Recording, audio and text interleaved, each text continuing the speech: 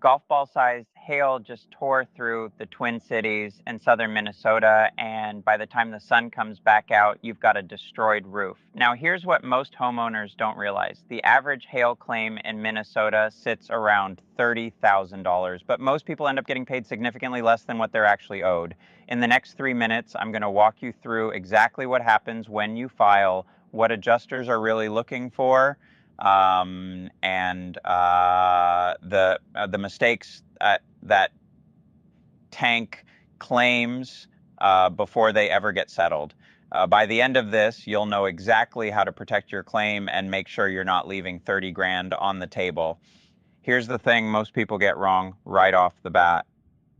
The first 48 hours after a storm hits, you need to document everything you can safely see from the ground.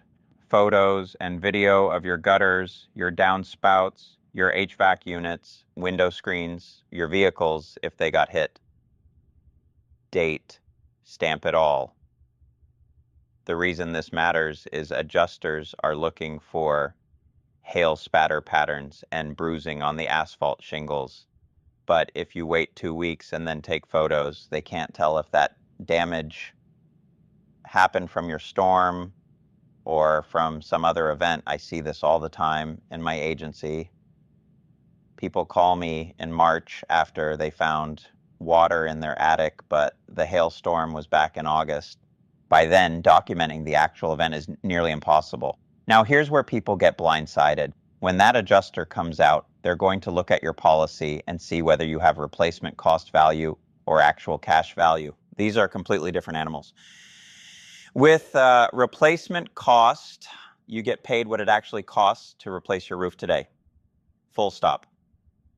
But with actual cash value, you get that same amount minus depreciation. So a roof that costs $20,000 to replace might only pay you $8,000 after depreciation gets factored in. You need to pull your policy declarations page right now and check which one you have. If it says ACV, you might want to talk to an agent about upgrading before the next storm hits. When that adjuster gets on your roof, they're not just eyeballing things, they're counting. Most policies require at least 8 to 10 hail impacts per 10 square feet before they'll approve a roof section for a replacement. They're also looking hard at your gutters and soft metal flashing because those don't lie. A clean hail hit on a gutter corroborates your roof damage claim in a way nothing else can. If you just have cosmetic dents with no functional damage, some newer policies might not cover that. And here's something I tell clients every week. If your roof is already 15 years old, the age of that roof affects the payout. Check your policy for whether you have cosmetic damage exclusions, because metal roofs especially can get flagged for that. The number one thing people get wrong is letting a roofing contractor file the claim for them. These storm chasers will say, oh, don't worry, we'll handle it with your insurance company.